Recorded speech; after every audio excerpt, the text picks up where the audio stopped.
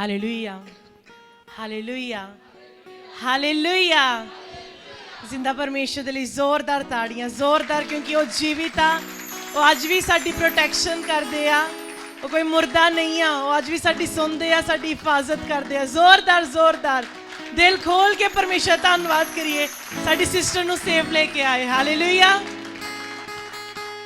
सारिਆਂ ਨੂੰ ਜੈ ਮਸੀਹ ਕੀ, खुदा दे दास दासी ਨੂੰ ਜੈ ਮਸੀਹ ਕੀ। ਸਾਡੀ ਗਵਾਹੀ ਥੋੜੀ ਲੰਬੀ ਆ, ਜਿਸ ਤਰ੍ਹਾਂ ਤੁਸੀਂ ਸਭ ਜਾਣਦੇ ਆ ਕਿ ਸਾਡਾ ਘਰ ਮੈਰਿਜ ਤੋਂ ਬਾਅਦ ਜਿੱਥੇ ਅਸੀਂ ਰਹਿਣਾ ਸੀ ਉਹਦੀ ਅਸੀਂ ਰੈਨੋਵੇਸ਼ਨ ਕਰਵਾ ਰਹੇ ਸੀ, ਤੇ ਜਦ ਤੱਕ ਅਸੀਂ ਉੱਥੇ ਨਹੀਂ ਰਹਿ ਰਹੇ ਸੀ ਤੇ ਮੇਰੇ ਜਿਹੜੇ ਪੇਰੈਂਟਸ ਦਾ ਘਰ ਆ ਅਸੀਂ ਉੱਥੇ ਰਹਿੰਦੇ ਹੁੰਦੇ ਸੀ, ਤੇ ਰੋਜ਼ ਤਕਰੀਬਨ ਸਾਨੂੰ 150 ਕਿਲੋਮੀਟਰ ਦਾ ਸਫ਼ਰ ਕਰਨਾ ਪੈਂਦਾ ਸੀ ਜੌਬ ਦੇ ਜਾਣ ਦੇ ਲਈ। ਇਹਨਾਂ ਨੇ ਵੀ ਜਾਣਾ, ਮੈਂ ਵੀ ਜਾਣਾ, ਨਾ ਸੁਬਾਹ ਨਾ ਸ਼ਾਮ, ਕਿਉਂਕਿ ਸੁਬਾਹ ਨਿਕਲ ਜਾਣਾ, ਰਾਤ ਦੇ 8 ਵੱਜ ਜਾਣੇ, 9 ਵੱਜ ਜਾਣੇ, ਕੋਈ ਟਾਈਮ ਨਹੀਂ ਹੁੰਦਾ ਸੀ ਨਾ ਆਪਣੇ ਲਈ, ਨਾ ਲੌਟ ਦੇ ਲਈ, ਨਾ ਘਰ ਦੇ ਲਈ। ਤੇ ਕਾਫੀ ਟਾਈਮ ਲੱਗ ਗਿਆ ਉਸ ਘਰ ਨੂੰ ਰੈਡੀ ਹੋਣ ਦੇ ਲਈ। ਬਹੁਤ ਸਾਰੇ ਰੁਕਾਵਟਾਂ ਆਈਆਂ, ਕਿਉਂਕਿ ਕੋਵਿਡ ਦੇ ਕਾਰਨ ਮਟੀਰੀਅਲਸ ਦੀ ਪ੍ਰੋਬਲਮ ਹੋ ਗਈ ਸੀ, ਪ੍ਰੋਵਾਈਡ ਨਹੀਂ ਹੋ ਰਹੀਆਂ ਸੀ ਚੀਜ਼ਾਂ। ਜਿਹੜੇ ਘਰ ਸਾਡੇ ਕੰਮ ਕਰ ਰਹੇ ਸੀ ਕੁਝ ਉਹ ਵੀ ਲੇਟ ਕਰੀ ਜਾਂਦੇ ਸੀ। ਤੇ ਮੈਂ ਖੁਦਾ ਦਾ ਧੰਨਵਾਦ ਕਰਦੀ ਹਾਂ, ਖੁਦਾ ਦੇ ਸੱਚੇ ਦਾਸ ਸੱਚੀ ਦਾਸੀ ਲਈ। ਇੱਕ ਜੀਵਿਤ ਚਰਚ ਦੀ ਵੈਲਿਊ ਪਾਸਟਰ ਜੀ ਪੁੱਛ ਰਹੇ ਸੀ ਲਾਸਟ ਟਾਈਮ ਕੀ ਹੁੰਦੀ ਆ। ਸਾਡੇ ਲਈ ਜੀਵਿਤ ਚਰਚ ਦੀ ਵੈਲਿਊ ਇਹ ਸੀ ਕਿ ਜਦੋਂ ਸਾਡਾ ਸੰਕਟ ਦਾ ਸਮੇਂ ਸੀ, ਜਦੋਂ ਅਸੀਂ ਕਈ ਵਾਰੀ ਨਿਰਾਸ਼ ਹੋ ਜਾਂਦੇ ਸੀ, ਕਿਉਂਕਿ ਕਈ ਵਾਰੀ ਸਮਾਂ ਇੱਦਾਂ ਦਾ ਆਉਂਦਾ ਲਾਈਫ ਦੇ ਵਿੱਚ, ਪਤਾ ਨਹੀਂ ਲੱਗਦਾ ਕਿ ਕਦੋਂ ਖਤਮ ਹੋਣਾ ਆ, ਕਦੋਂ ਤੱਕ ਸਟਰਗਲ ਚੱਲਣਾ ਆ, ਕਦੋਂ ਤੱਕ ਮਿਹਨਤ ਕਰਨੀ ਪੈਣੀ ਆ। ਜਦੋਂ ਵੀ ਅਸੀਂ ਖੁਦਾ ਦੇ ਦਾਸ ਨਾਲ ਗੱਲ ਕਰਨੀ, ਇਹਨਾਂ ਨੇ ਹਮੇਸ਼ਾ ਸਾਨੂੰ ਹਿੰਮਤ ਦੇਣੀ, ਕੋਈ ਨਹੀਂ ਤੁਸੀਂ ਲੱਗੇ ਰਹੋ ਪ੍ਰਭੂ ਦੇ ਵਿੱਚ, ਪ੍ਰਭੂ ਤੁਹਾਨੂੰ ਜ਼ਰੂਰ ਸਫਲ ਕਰਨਗੇ, ਤੁਸੀਂ ਲੱਗੇ ਰਹੋ, ਤੁਸੀਂ ਲੱਗੇ ਰਹੋ।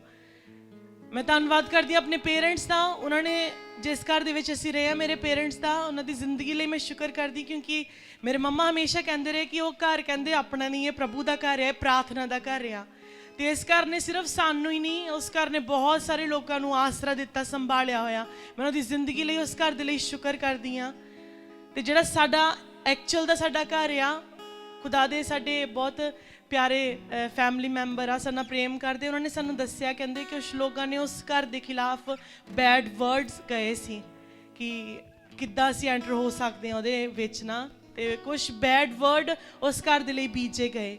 ਖੁਦਾ ਦੇ ਦਾਸ ਨੇ ਵੀ ਸਾਨੂੰ ਕਈ ਵਾਰੀ ਕਿਹਾ ਕਿ ਉਸ ਘਰ ਨੂੰ ਪ੍ਰਾਰਥਨਾ ਦੀ ਜ਼ਰੂਰਤ ਆ, ਤੁਹਾਨੂੰ ਉਸ ਘਰ ਦੇ ਵਿੱਚ ਪ੍ਰਾਰਥਨਾ ਕਰਨ ਦੀ ਜ਼ਰੂਰਤ ਆ, ਕਿਉਂਕਿ ਰੁਕਾਵਟ ਆਏ ਤੁਹਾਡੇ ਲਈ, ਤਾਂ ਕਿ ਤੁਸੀਂ ਆਪਣੀ ਲਾਈਫ ਵਿੱਚ ਅੱਗੇ ਨਾ ਵੱਧ ਸਕੋ। ਲੇਕਿਨ ਮੈਂ ਅੱਜ ਅਗਰ ਤੁਸੀਂ ਵੀ ਕਿਸੇ ਵੀ ਹਾਲਾਤ ਦੇ ਵਿੱਚ ਆ, ਮੈਂ ਤੁਹਾਨੂੰ ਦੱਸਣਾ ਚਾਹੁੰਦੀ ਕਿ ਅਗਰ ਤੁਸੀਂ ਪਰਮੇਸ਼ਰ ਦੇ ਵਿੱਚ ਆ, ਕੋਈ ਬੈਡ ਵਰਡ ਤੁਹਾਡੇ ਖਿਲਾਫ ਕਿਹਾ ਸਫਲ ਨਹੀਂ ਹੋਊਗਾ, ਕੋਈ ਨਹੀਂ ਹੋਊਗਾ। ਹਾਲੇਲੂਇਆ। ਅੱਜ ਮੈਂ ਪਰਮੇਸ਼ਰ ਦਾ ਆਪਣੇ ਪੂਰੇ ਹਿਰਦੇ ਤੋਂ ਧੰਨਵਾਦ ਕਰਦੀ ਹਾਂ। ਅੱਜ ਪਰਮੇਸ਼ਰ ਨੇ ਸਾਨੂੰ ਆਪਣੇ ਘਰ ਪਹੁੰਚਾਇਆ ਆ, ਅੱਜ ਅਸੀਂ ਆਪਣੇ ਘਰ ਰਹਿ ਰਹੇ ਹਾਂ, ਖੁਸ਼ ਆ। ਤੇ ਸਭ ਤੋਂ ਵੱਡੀ ਗੱਲ ਇਹ ਆ ਕਿ ਹਰੇਕ ਦੇ, ਖਾਸ ਕਰ ਜਿਹੜੇ ਮੇਰੇ ਭੈਣਾਂ ਆ, ਡ੍ਰੀਮ ਹੁੰਦੇ ਆ ਉਹਨਾਂ ਦੇ ਕਿ ਮੇਰਾ ਘਰ ਇੱਦਾਂ ਦਾ ਹੋਵੇ, ਮੇਰਾ ਘਰ ਉੱਦਾਂ ਦਾ ਹੋਵੇ, ਮੈਂ ਇੱਦਾਂ ਸਜਾਊਂਗੀ ਉਹਨੂੰ, ਉੱਦਾਂ ਸਜਾਊਂਗੀ। ਮੈਂ ਪਰਮੇਸ਼ਰ ਦਾ ਧੰਨਵਾਦ ਕਰਦੀ ਹਾਂ, ਜਿੱਦਾਂ ਦੇ ਮੇਰੇ ਡ੍ਰੀਮ ਸੀ ਪਰਮੇਸ਼ਰ ਨੇ ਇੱਕ ਇੱਕ ਚੀਜ਼ ਉਸ ਘਰ ਦੇ ਵਿੱਚ ਪੂਰੀ ਕੀਤੀ, ਉੱਦਾਂ ਹੀ। ਤੇ ਮੇਰੀ ਗਵਾਹੀ ਦਾ ਮਕਸਦ ਦੇਣ ਦਾ ਇਹ ਨਹੀਂ ਆ ਕਿ ਅਸੀਂ ਪਰਮੇਸ਼ਰ ਦੇ ਪਿੱਛੇ ਇਸ ਕਰਕੇ ਲੱਗੇ ਹਾਂ ਕਿਉਂਕਿ ਸਾਨੂੰ ਦੁਨਿਆਵੀ ਬਰਕਤਾਂ ਮਿਲਦੀਆਂ, ਲੇਕਿਨ ਪਾਸਟਰ ਜੀ ਕਹਿੰਦੇ ਹੁੰਦੇ ਆ ਕਿ ਵਚਨ ਦਾ ਜਿਹੜਾ ਵੀ ਚੀਜ਼ ਵਚਨ 'ਚ ਲਿਖੀ ਹੈ ਸਾਨੂੰ ਸਭ ਕੁਝ ਅਪਣਾਉਣਾ ਪੈਣਾ, ਉਹ ਸਾਰਾ ਹੀ ਸੱਚ ਆ। ਇਹ ਸੱਚ ਆ ਕਿ ਪਰਮੇਸ਼ਰ ਸਾਨੂੰ ਨਜ਼ਾਤ ਦਿੰਦੇ ਆ, ਲੇਕਿਨ ਇਹ ਵੀ ਸੱਚ ਆ ਕਿ ਉਹਨੇ ਕਿਹਾ ਮੇਰੇ ਸਵਰਗਰਾਜ ਦੀ ਖੋਜ ਕਰ, ਤੇਰੇ ਪਿੱਛੇ ਸਾਰੀਆਂ ਹੀ ਚੀਜ਼ਾਂ ਪੈਣਗੀਆਂ, ਤੇਰੇ ਪਿੱਛੇ ਆਉਣਗੀਆਂ।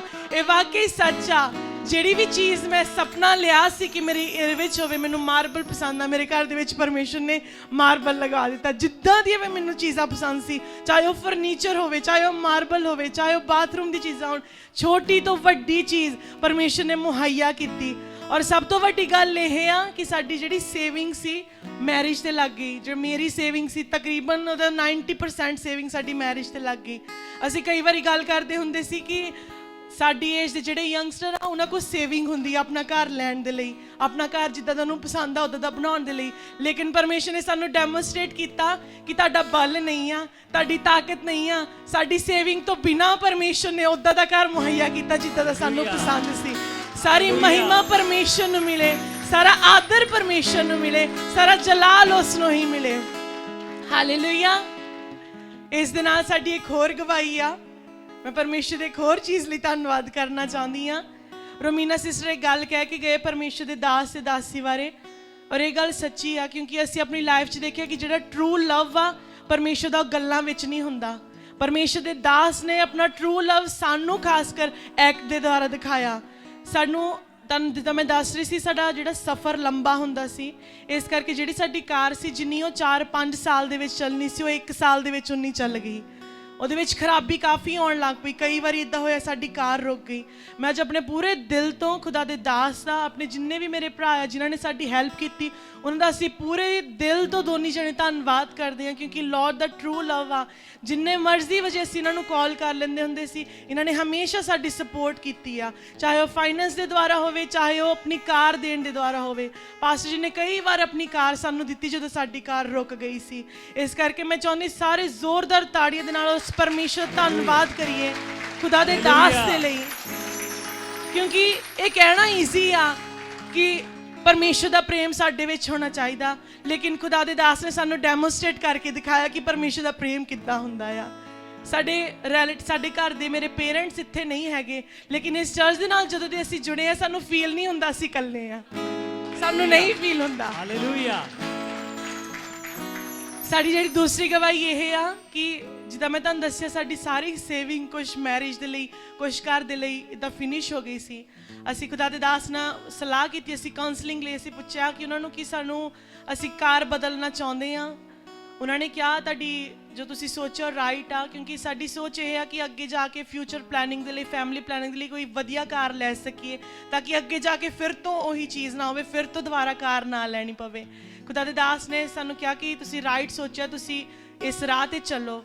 ਸੋ ਅਸੀਂ ਬੈਂਕ ਨਾਲ ਗੱਲ ਕੀਤੀ, ਲੇਕਿਨ ਉਹਨਾਂ ਵੱਲੋਂ ਰਿਸਪੌਂਸ ਇੱਦਾਂ ਲੱਗਦਾ ਸੀ ਕਿ ਜਿੱਦਾਂ ਬਣਨੀ ਨਹੀਂ ਆ ਗੱਲ, ਕਿਉਂਕਿ ਉਹਨਾਂ ਨੇ ਕਿਹਾ ਕਿ ਟਾਈਮ ਥੋੜ੍ਹਾ ਮੁਸ਼ਕਿਲ ਆ, ਚਾਹੇ ਸਾਡੇ ਦੋਨਾਂ ਦੇ ਕੰਟਰੈਕਟ ਤੋਂ ਫੀਸ ਆ, ਲੇਕਿਨ ਉਹ ਕਹਿੰਦੇ ਬੈਂਕ ਨੂੰ ਇੱਕ ਗਰੰਟੀ ਚਾਹੀਦੀ ਹੁੰਦੀ ਇੱਕ ਸੇਵਿੰਗ ਦੇ ਬਾਰੇ ਨਾ, ਕਿ ਤੁਹਾਡੀ ਸੇਵਿੰਗ ਕੀ ਆ, ਤੁਹਾਡੀ ਗਰੰਟੀ ਕੀ ਆ, ਕਿ ਤੁਹਾਨੂੰ ਜੇ ਲੋਨ ਵੀ ਮਿਲ ਗਿਆ ਤਾਂ ਤੁਸੀਂ ਕਿੱਦਾਂ ਵਾਪਸ ਦੇ ਸਕਦੇ ਆ। ਥੋੜ੍ਹੇ ਜਿਹੇ ਅਸੀਂ ਡਾਊਟਸ 'ਚ ਹੋ ਗਏ ਨਾ ਗੱਲਾਂ ਕਰਕੇ, ਲੇਕਿਨ ਜਦੋਂ ਅਸੀਂ ਪ੍ਰਾਰਥਨਾ 'ਚ ਬੈਠੇ, ਅਸੀਂ ਦੋਨਾਂ ਨੇ ਸੋਚਿਆ, ਅਸੀਂ ਪਰਮੇਸ਼ਰ ਦੇ ਹੱਥਾਂ ਦੇ ਵਿੱਚ ਸੌਂਪ ਦਿੱਤਾ ਸੀ ਕਿ ਪਰਮੇਸ਼ਰ ਜੇ ਗੱਲ ਬਣ ਗਈ ਤਾਂ ਵੀ ਤੇਰੇ ਨਾਮ ਨੂੰ ਮਹਿਮਾ ਮਿਲੇ, ਜੇ ਨਾ ਮਿਲੀ ਤਾਂ ਵੀ ਤੇਰੇ ਨਾਮ ਨੂੰ ਮਹਿਮਾ ਮਿਲੇ, ਕਿਉਂਕਿ ਤੁਸੀਂ ਸਾਡੇ ਲਈ ਕੁਛ ਹੋਰ ਰੱਖਿਆ ਆ।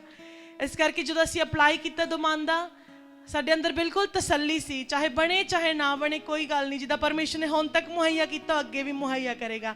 ਲੇਕਿਨ ਪਰਮੇਸ਼ਰ ਆਪਣੇ ਵਾਅਦਿਆਂ ਦਾ ਸੱਚਾ ਆ। ਪਰਮੇਸ਼ਰ ਸਾਨੂੰ ਕਿਸੇ ਚੀਜ਼ ਦੀ ਕਮੀ ਨਹੀਂ ਆਉਣ ਦਿੰਦਾ। ਅੱਜ ਪਰਮੇਸ਼ਰ ਨੇ ਨਾ ਕਿ ਸਾਨੂੰ ਸਿਰਫ ਆਪਣੇ ਘਰ ਨਾਲ ਬਲੈਸ ਕੀਤਾ, ਲੇਕਿਨ ਜੇ ਮੈਨੂੰ ਮੇਰੇ ਡ੍ਰੀਮ ਘਰ ਨਾਲ ਬਲੈਸ ਕੀਤਾ, ਡ੍ਰੀਮ ਹਾਊਸ ਦੇ ਨਾਲ। ਮੇਰੇ ਹਸਬੈਂਡ ਜਦੋਂ 15-16 ਸਾਲ ਦੇ ਸੀ, ਉਹਨਾਂ ਦੀ ਇੱਕ ਡ੍ਰੀਮ ਕਾਰ ਹੁੰਦੀ ਸੀ। ਅੱਜ ਪਰਮੇਸ਼ਰ ਨੇ ਸਾਨੂੰ ਉਹੀ ਡ੍ਰੀਮ ਕਾਰ ਦੇ ਨਾਲ ਬਲੈਸ ਕੀਤਾ। ਹਾਲੇਲੂਇਆ।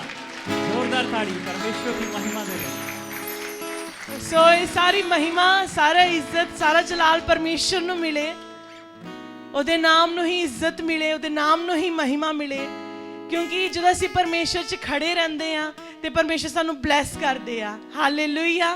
ਆ ਦੇਖੋ ਤੁਸੀਂ ਸਕਰੀਨ ਤੇ ਆਪਣੇ ਡਿਸਪਲੇ ਤੇ ਉਹ ਗੱਡੀ ਦਿਖਾਈ ਜਾ ਰਹੀ ਹੈ ਜੋ ਬ੍ਰਦਰ ਨੇ ਲਈ ਆ। ਵਾਓ ਵਾਓ, ਵਾਟ ਅ ਅਮੇਜ਼ਿੰਗ ਕਾਰ। ਵਾਓ।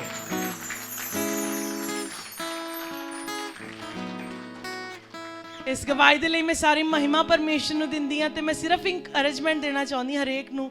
ਇਹ ਮਾਇਨੇ ਨਹੀਂ ਰੱਖਦਾ ਤੁਹਾਡੀ ਜ਼ਿੰਦਗੀ 'ਚ ਕਿਹੜਾ ਹਾਲਾਤ ਚੱਲ ਰਿਹਾ ਆ, ਮਾਇਨੇ ਇਹ ਰੱਖਦਾ ਕਿ ਅਗਰ ਤੁਸੀਂ ਇੱਕ ਜੀਵਿਤ ਚਰਚ ਦਾ ਹਿੱਸਾ ਆ ਨਾ, ਤੁਸੀਂ ਬਸ ਪਰਮੇਸ਼ਰ ਵੱਲ ਲੱਗੇ ਰਹੋ, ਲੱਗੇ ਰਹੋ। ਚਾਹੇ ਸਮਾਂ ਬੀਤੇ, ਚਾਹੇ ਵੀਕ ਬੀਤਣ, ਚਾਹੇ ਮਹੀਨੇ ਬੀਤਣ, ਇੱਕ ਸਮਾਂ ਆਊਗਾ ਜਦੋਂ ਪਰਮੇਸ਼ਰ ਤੁਹਾਨੂੰ ਉੱਚਾ ਕਰਨਗੇ, ਤੁਹਾਡੀ ਹਰੇਕ ਦਿਲ ਦੀ ਖੁਆਇਸ਼ ਨੂੰ ਪੂਰਾ ਕਰਨਗੇ, ਜਿੱਦਾਂ ਉਹਨਾਂ ਨੇ ਸਾਰੇ ਨਾਲ ਕੀਤਾ। ਸਾਰੀ ਮਹਿਮਾ ਲਾਰਡ ਨੂੰ ਮਿਲੇ। ਸਾਰਿਆਂ ਨੂੰ ਜੈ ਮਸੀਹ।